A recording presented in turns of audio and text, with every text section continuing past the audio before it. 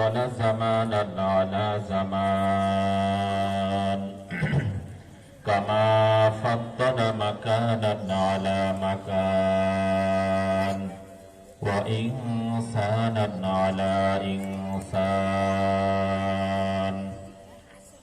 ونشهد أن لا إله إلا الله وحده لا شريك له ونشهد أن سيدنا وسندنا ومحبوبنا ومولانا محمدا عبده ورسوله أما بعد فأعوذ بالله من الشيطان الرجيم بسم الله الرحمن الرحيم يوم لا ينفع مال ولا بنون إلا من أتى الله بقلب سليم وقال رسول الله صلى الله عليه وسلم إنما أنا بعثت معلما لأتمم مكارم الأخلاق أو كما قال عليه الصلاة والسلام وقال تعالى في شأن حبيبه محمد صلى الله عليه وسلم إن الله وملائكته يصلون على النبي يا أيها الذين آمنوا صلوا عليه وسلموا تسليما اللهم صل على محمد وعلى آل محمد كما صليت على إبراهيم وعلى آل إبراهيم إنك حميد مجيد اللهم بارك على محمد وعلى آل محمد كما باركت على إبراهيم وعلى آل إبراهيم إنك حميد مجيد اللهم صل على سيدنا ونبينا وشفيعنا وحبيبنا ومولانا محمد صلى الله عليه وعلى آله وأصحابه وبارك وسلم بني मेरा मस्कन हवाली काबा बने मेरा मदफन दियारे मदीना बलगल उला बिकमालिही कशफत दुजा बिजमालिही हसनत जमीअ खिसालिही सल्लु अलैहि व आलिहि ला इलाहा इल्लल्लाह ला इलाहा इल्लल्लाह ला इलाहा इल्लल्लाह ला इलाहा इल्लल्लाह ला इलाहा इल्लल्लाह ला इलाहा इल्लल्लाह ला इलाहा इल्लल्लाह ला इलाहा इल्लल्लाह ला इलाहा इल्लल्लाह ला इलाहा इल्लल्लाह मुहम्मदुर रसूलुल्लाह अल्हम्दुलिल्लाह अल्लाह पाकेर बान्दा जनाबे मोहम्मदुर रसूलुल्लाह सकले जोरे आवाजे बोली सल्लल्लाहु आलैहि वसल्लमेर उम्मतगण আল্লাহ পাক আপনাকে আমাকে এই ফিতনা ফাসাদের জামানায় সকল ফিতনার থেকে পরিত্রাণ দিয়ে যখন সারা বিশ্বের মধ্যে ইসলাম ও মুসলমানরা থাকবে কি থাকবে না এই প্রশ্নের সৃষ্টি হয়েছে, तमाम दुनिया থেকে ইসলাম মুসলমানদেরকে মিটিয়ে দেওয়ার গভীর চক্রান্ত ষড়যন্ত্র চলতেছে। নেকের কাজে মানুষ আশ্চর্যই না, বরং নেকের কাজকে কোন ভাবে কোন পদ্ধতিতে বন্ধ করে দেওয়া যায় এই ষড়যন্ত্রের মধ্যে লিপ্ত। গুনার কাজে স্বাভাবিক না, বরং গুনার কাজকে কিভাবে বৃদ্ধি করা যায় এই পরিকল্পনা গ্রহণ করতেছে। দিন দিন মানুষ নেকের কাজ ছাড়তেছে, গুনার কাজ ধরতেছে। গুনার কাজ শুধু ধরেই না, বরং প্রতিযোগিতা শুরু করছে কে কার আগে জাহান্নামে যাবে। সকলে জোরে সরে বলি নাউযুবিল্লাহ।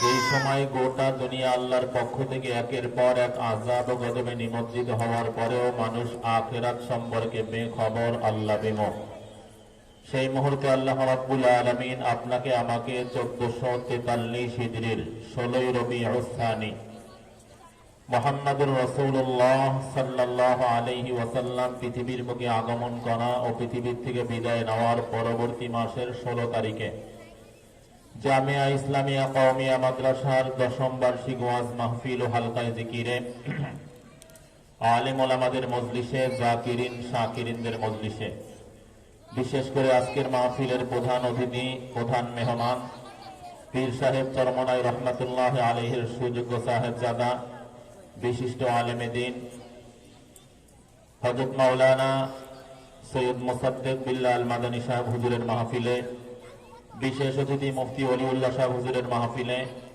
আল্লাহ পাক আপনাকে আমাকে আসার বসার তৌফিক দান করলেন। শুকরিয়া পান সকলে বলি আলহামদুলিল্লাহ। একটু জোরে মহব্বত দরদ নিয়ে আওয়াজ নিয়ে বলি আলহামদুলিল্লাহ। একটু জোরে বলি আলহামদুলিল্লাহ।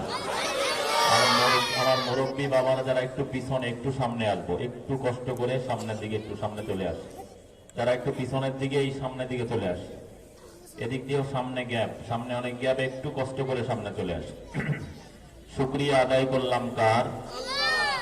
আওয়াজ দিয়ে বলতে হবে, শুকরিয়া আদায় করলাম কার? আর একটু জোরে বলেন কার? কি বলে? আলহামদুলিল্লাহ। আলহামদুলিল্লাহ বললে 3টা লাভ। কয়টা লাভ? নাম্বার 1, আলহামদুলিল্লাহ বলার সাথে সাথে মিজানের পাল্লাকে আল্লাহ রাব্বুল আলামিন নেকিতে পরিপূর্ণ করে দেন। নাম্বার 2, যেই নিয়ামতের জন্য আলহামদুলিল্লাহ বলে ওই নিয়ামতকে আল্লাহ সাথে সাথে বাড়িয়ে দেন। নাম্বার 3, কেমন জানি আল্লাহ প্রশ্ন করেন, বান্দা তুমি কি বলেছ? বান্দা বলে আমি বলেছি আলহামদুলিল্লাহ। সমস্ত প্রশংসা কার? আর একটু জোরে বলেন, সমস্ত প্রশংসা আপনি আল্লাহর। আল্লাহ বলে বান্দা তুমি প্রশংসা করলেও আমি প্রশংসিত, না করলেও আমি প্রশংসিত, কম করলেও আমি প্রশংসিত, বেশি করলেও আমি প্রশংসিত। তুমি সারা জীবন প্রশংসা করলে আমার প্রশংসা কমবেও না, বাড়বেও না। যাও, তুমি আমার প্রশংসা করেছ, আমি আল্লাহ তোমাকে দামি প্রশংসিত বানিয়ে দিলাম। আমরা কি সবাই দামি ও প্রশংসিত হতে চাই? কারা কারা চাই? একটু জোরে আল্লাহু আকবার বলি গো। আওয়াজ ভালো হয় না, আরো জোরে বলি আল্লাহু আকবার। আর একটু জোরে আল্লাহু আকবার। এই মাহফিলে আসতে পেরে আমরা খুশি না বেজার?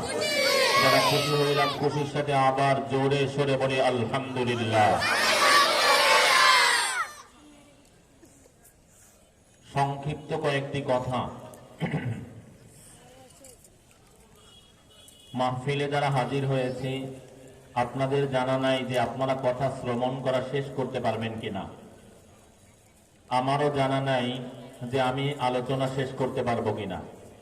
তবে দোয়া করি মাওলাহে আমাদেরকে আলোচনা সুন্দর করে করার, শ্রবণের তৌফিক দিয়ে দেন। এমন কিছু আলোচনা করার তৌফিক দিয়ে দেন যে আলোচনাগুলো আমাদের সকলের নাজাত ও হেদায়েতের উসিলা হয়ে যায়। সকলে বলি আল্লাহুম্মা আমিন। আর একটু জোরে বলি আল্লাহুম্মা আমিন। আর একটু জোরে আল্লাহুম্মা আমিন। আজ থেকে 1495 হিজরি সন আগে আদম আলাইহিস সালামের জন্মের 6000 বছর পরে 7ম বছরের সূচনায় আল্লাহ রাব্বুল আলামিন আদম আলাইহিস সালামের সৃষ্টির 2000 বছর আগে যে 4 ফেরেশতার মাধ্যমে বাইতুল্লাহকে তৈরি করেছিলেন, এই বাইতুল্লাহ তৈরি করার 8000 বছর পরে 9000 বছরের সূচনায় 570 খ্রিস্টাব্দের 20 এপ্রিল প্রসিদ্ধ মত 12 রবিউল আউয়াল সোমবার দিন পৃথিবীর সর্বশ্রেষ্ঠ এলাকা শ্রেষ্ঠ নগরী, শ্রেষ্ঠ শহর, শ্রেষ্ঠ অঞ্চল মক্কা এলাকায়, মক্কা শহরে, মক্কা নগরীতে কাবার কাছে পৃথিবীর সর্বশ্রেষ্ঠ ব্যক্তি আব্দুল্লাহর অরশ থেকে সর্বশ্রেষ্ঠ মা মহিলা রমণী আমেনার গর্ভ থেকে সোমবার দিন সুবেহ সাদেকের সময় তথা ফজরের রক্তে শ্রেষ্ঠ বংশে কুরাইশ বংশে বাইতুল্লাহ অভিমুখী সেজদারত অবস্থায় আমাদের মনিব, আমাদের হাবিব, আল্লাহর প্রিয় হাবিব, আমাদের নেতা মুহাম্মদুর রাসূলুল্লাহ সাল্লাল্লাহু আলাইহি ওয়াসাল্লাম পৃথিবীর মধ্যে আগমন করেছিলেন। কাকে সিজদা করতেছিলেন? আওয়াজ দিতে হবে, জোরে বলেন না কাকে সিজদা করতেছিলেন? একটু জোরে বলেন না কাকে সিজদা করতেছিলেন? এই আল্লাহ শব্দের মধ্যে পাওয়ার আছে না নাই? একটু জোরে বলেন না পাওয়ার আছে না নাই? এই আল্লাহ শব্দের সঙ্গে যদি আকবার শব্দ যুক্ত হয় তাহলে এর পাওয়ার আরো হাজার গুণে বেড়ে যায়। কথা ঠিক না বেঠিক? আবু উবাইদা ইবনুল জাররাহ রাদিয়াল্লাহু তাআলা আনহু তিনি এই উম্মতের আমিন ছিলেন। আল্লাহর হাবিব বলেন লিকুল্লি উম্মাতিন আমিনুন ওয়া আমিনু হাযিহিল উম্মাহ। আবু উবাইদা ইবনুল জাররাহ প্রত্যেক উম্মতের একজন আমিন, একজন বিশ্বস্ত, একজন বিশ্বাসী ব্যক্তি ছিল। আর এই উম্মতের আমিন বিশ্বাসী ব্যক্তি হলো আবু উবাইদা ইবনুল জাররাহ রাদিয়াল্লাহু তাআলা আনহু। তিনি এক যুদ্ধের সেনাপতি ছিলেন। তার অধীনে খালিদ বিন ওলীদ রাদিয়াল্লাহু তাআলা আনহু ছিলেন। তো তিনি যুদ্ধের দল প্রস্তুত করতেছেন রোমান সম্রাটের বিরুদ্ধে। রোমানদের সৈন্য সংখ্যা ছিল বাছাইকৃত সব দল থেকে, গোত্র থেকে, সকল সেনার থেকে বাছাই করা 60,000 সৈন্য। কত হাজার? সবাই বলি কত হাজার? 60,000। আবু উবাইদা ইবনুল জাররাহ রাদিয়াল্লাহু তাআলা আনহুর সৈন্য সংখ্যা ছিল সাধারণ সৈন্য 20,000।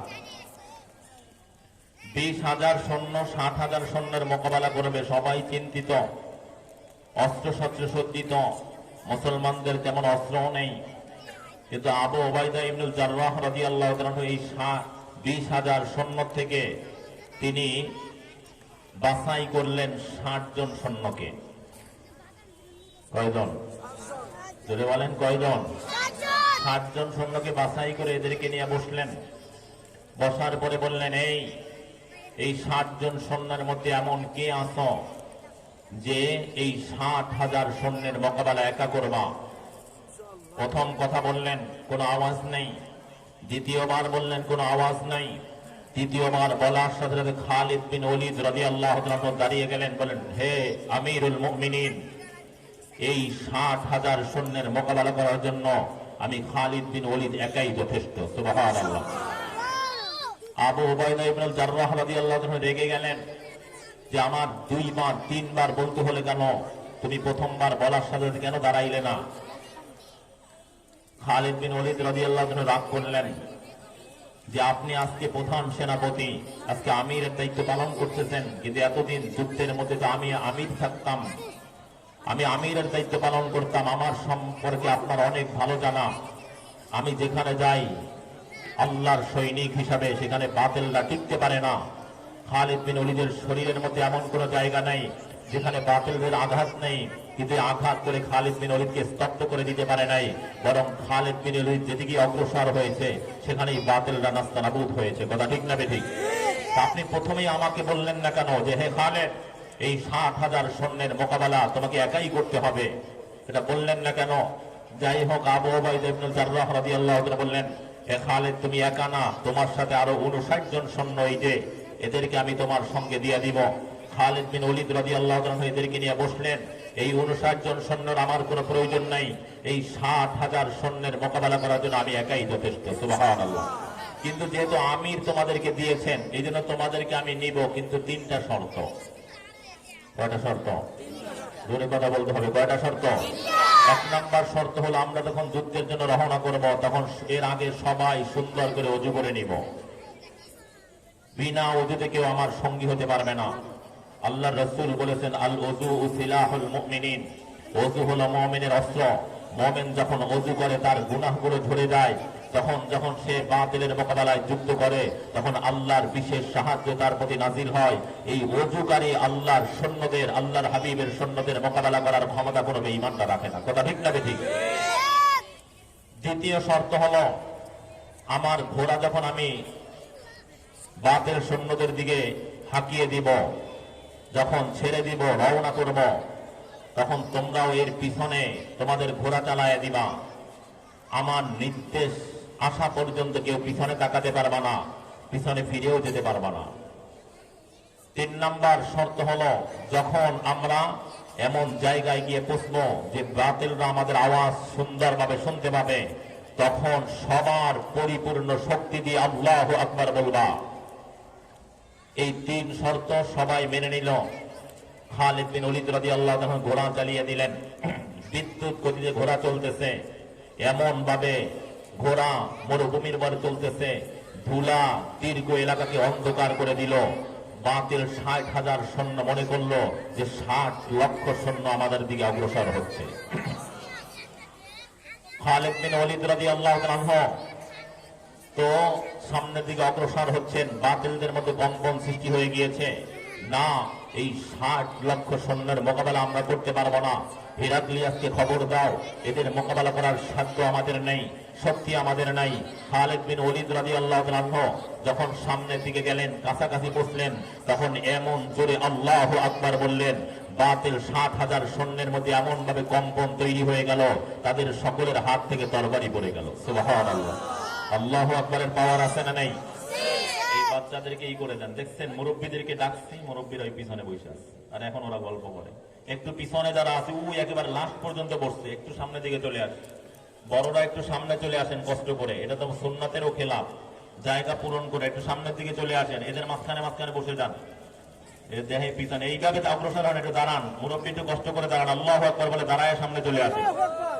ওই পিছন দিয়ে কিছু ভাইরা দাঁড়ায় সামনে আসেন, এদিক সামনে চলে আসেন, এদের মাঝখানে মাঝখানে বসে যান।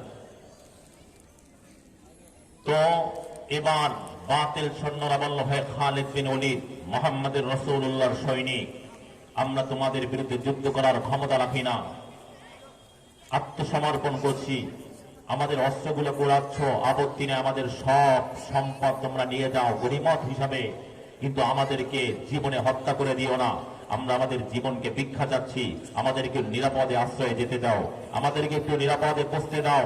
খালিদ বিন ওলীদ রাদিয়াল্লাহু তাআলা বললেন, একটা শর্তে তোমাদেরকে পৌঁছাই দিতে পারি, সেটা হলো আর কোনোদিন মুসলমানদের বিরুদ্ধে, আল্লাহর হাবিবের সৈনিকের বিরুদ্ধে, আল্লাহর সৈনিকদের বিরুদ্ধে কোনোদিন কোনো চক্রান্ত করবে না, যুদ্ধে অবতীর্ণ হবে না। তখন সবাই এক বাক্যে বলল, আমরা আর কোনোদিন মুহাম্মদের রাসূলুল্লাহর সৈন্যদের বিরুদ্ধে, আল্লাহর সৈনিকের বিরুদ্ধে আমরা অবতীর্ণ হব না। তবে খালিদ, একটা কথা, তোমরা যখন আল্লাহু আকবারের আওয়াজ দিয়েছো, তখন এটা কেমন আওয়াজ তা তো জানি না, আমরা প্রত্যেকেই মনে করেছি আমরা উঁচু পাহাড় থেকে ছিটকে পড়েছি। সুবহানাল্লাহ। আল্লাহু আকবারের পাওয়ার আছে না নেই? সবাই কথা বলেন, আছে না নেই? আমরা মনে করছি বাড়ি কোনো পাথর আমাদের উপরে আক্রমণ করেছে, আমাদের উপরে নিক্ষেপ করা হয়েছে।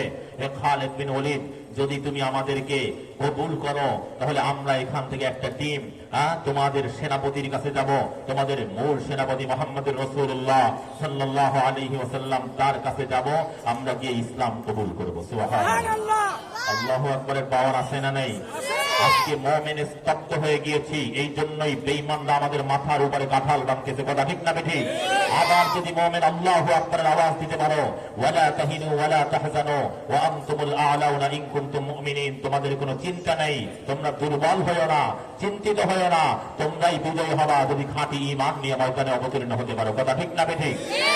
আল্লাহু আকবারের আওয়াজটা দেওয়া যাবে, বুড়ারা আল্লাহু আকবার বলা যাবে? মনে বলি তো, নারায়ে তাকবীর, আল্লাহু আকবার বলি, নারায়ে তাকবীর। আল্লাহু আকবার বলতে পারেন। বেঈমানদের কাছে তো পারমাণবিক বোমা আছে, ক্ষেপণ অস্ত্র আছে, এটিএম বোমা আছে, অনেক অত্যাধুনিক অস্ত্র আছে। আমরা বলি ওদের কাছে সব আছে, কিন্তু লা ইলাহা ইল্লাল্লাহ নেই। কথা ঠিক না বেশি? কথা বলে না। লা ইলাহা ইল্লাল্লাহর পাওয়ার বেশি না পারমাণবিক বোমার পাওয়ার বেশি? জোরে আওয়াজ দিয়ে বলেন না, কিসের পাওয়ার বেশি? আমার নবী বলে আনা মাহু ইযা যাকারানি, বান্দা যখন আমাকে আল্লাহ বলিয়া ডাক দেয় তখন আমি তার বডিগার্ড হয়ে যাই, তার সঙ্গী হয়ে যাই। তখন যুদ্ধ আর আমার বান্দার সঙ্গে হয় না, যুদ্ধ হয় আমি আল্লাহর সঙ্গে। আর আমি আল্লাহর সঙ্গে যুদ্ধ করে কোনো বেঈমান করে দিন টিকতে পারে না। কথা ঠিক না বেঠিক? আল্লাহ নিজে কোরআনের মধ্যে বলেছেন ফালাম তাকতুলুহুম ওয়ালাকিন্নাল্লাহা কাতালাহুম ওয়া মা রামাইতা ইদ রামাইতা ওয়ালাকিন্নাল্লাহা রামা। হে আমার হাবিব, হে আমার হাবিবের সাহাবীরা, বদরের ময়দানে একটা বেঈমানকেও তোমরা হত্যা করো নাই। হাত দিয়ে কাউকে হত্যা করা যায় না, খেজুরের ডালা দিয়ে কাউকে হত্যা করা যায় না, বরং হাত দিয়ে ইশারা করেছিল তুমি, তোমার সঙ্গী, সাহাবীরা তোমার সাহাবীরা। কিন্তু ওই বেঈমানদেরকে হত্যা করেছিলাম কুদরতিভাবে আমি আল্লাহ। কে? আর একটু জোরে বলেন না কে? জোরে মহব্বত দরদ দিয়ে আওয়াজ নিয়ে বলেন না কে? আর একটু জোরে বলেন না কে? আল্লাহু আকবারের আওয়াজ, আল্লাহর এই আওয়াজের মধ্যে পাওয়ার আছে না নেই? আল্লাহর হাবিব যুদ্ধের থেকে ফিরতেছেন, ক্লান্ত, একটু বিশ্রাম করলেন। অমনি রাসূলের দুশমন, সাহাবীদের দুশমন, ইসলামের দুশমন গওরাস এই সুযোগকে গনিমত মনে করে আল্লাহর হাবিবের কাছে এসে তার তরবারিটা হাতে নিলেন। আল্লাহর হাবিব ঘুম ভেঙে গেল, তাকিয়ে দেখলেন আল্লাহর হাবিবের দুশমন, ইসলামের দুশমন গওরাস তরবারি হাতে নিয়েছে, নিয়েই বলতেছে মাইয়াম নাউকা মিন্নি ইয়া মুহাম্মদ, হে মুহাম্মদ এখন আমার হাত থেকে তোমাকে কে রক্ষা করবে? আল্লাহর হাবিব বললেন আল্লাহ। কে? আর একটু জোরে বলেন না কে? আর একটু জোরে মহব্বত দিয়ে ডাক দিয়ে বলেন না কে? আল্লাহ শব্দ বলতে দেরি অমনি গওরাসের মধ্যে কম্পন তৈরি হয়ে গেল, তার হাত থেকে তরবারি পড়ে গেল। আল্লাহর হাবিব তরবারি নিলেন, বললেন হে হে গওরাস মাইয়াম নাউকা মিন্নি, এখন আমার হাত থেকে তোমাকে কে রক্ষা করবে? গওরাস আর কি বলবে, সে তো আর আল্লাহকে বিশ্বাস করে না। বলছে হে মুহাম্মদ তুমি ছাড়া আমার কোনো উপায় নেই, এখন তুমি আমাকে বাঁচাতে পারবা, আর তুমি যদি আমাকে হত্যা করে দাও আমার কোনো উপায় থাকবে না। আল্লাহর হাবিব তাকে ছেড়ে দিলেন। কি করলেন? আপনি আমি হলে কি করতাম? সাহাবায়ে কিরাম আসলেন, বলতেছেন দানা ইয়া রাসূলুল্লাহ নাকতুলহু, আমাদেরকে অনুমতি দেন, ছেড়ে দেন, ওই বেঈমানের গর্দানকে উড়িয়ে দেই। আল্লাহর হাবিব বললেন গর্দান উড়িয়ে দেওয়া তো দূরের কথা, একটা গালিও তাকে দিতে পারবো না। গওরাসকে ছেড়ে দাও, গওরাস তুমি নিরাপদে ফিরে যাও, কেউ তোমাকে ডিস্টার্ব করবে না, কোনো কথা বলবে না। গওরাস যাচ্ছে, একটু সামনের দিকে অগ্রসর হলো, চিন্তা করতেছে যে সারা জীবন আমি যার দুশ্মনী করলাম, যাকে হত্যার জন্য আমি গিয়েছিলাম, আর সেই ব্যক্তি এত সুযোগ পাওয়ার পরেও আমাকে ছেড়ে দিল, তার সঙ্গীদেরকে একটা গালি দেওয়া পর্যন্ত আমাকে সুযোগ দেয় নেই। এই তো শ্রেষ্ঠ ব্যক্তি, এই তো মহান ব্যক্তি, তার ইসলামকে বাদ দিয়া আমি কেন অন্য পথে ঘুরতেছি? এই আদর্শ বাদ দিয়ে অন্য আদর্শ কেন গ্রহণ করেছি? ফিরে আসলেন, বললেন হে মুহাম্মদ আমাকে কালিমায় শাহাদাত করিয়ে মুসলমান বানিয়ে দাও, আমিও আজকে থেকে তোমার সৈনিক, বেঈমানদের বিরুদ্ধে ইসলামের পক্ষে আল্লাহ এবং আল্লাহর রাসূলের সৈনিক। কথা ঠিক না বেঠিক? আল্লাহ শব্দের পাওয়ার আছে না নাই? সবাই কথা বলেন আছে না নাই? এই পাওয়ারটা অনেকে আবার কয় আওয়াজ কেন, যুক্তি দেয় অনেকে। ইসলামের মধ্যেও নামদারি অনেক মুনাফিকরা প্রবেশ করেছে, ওদের অনেক সময় জিকিরের আওয়াজ ভালো লাগে।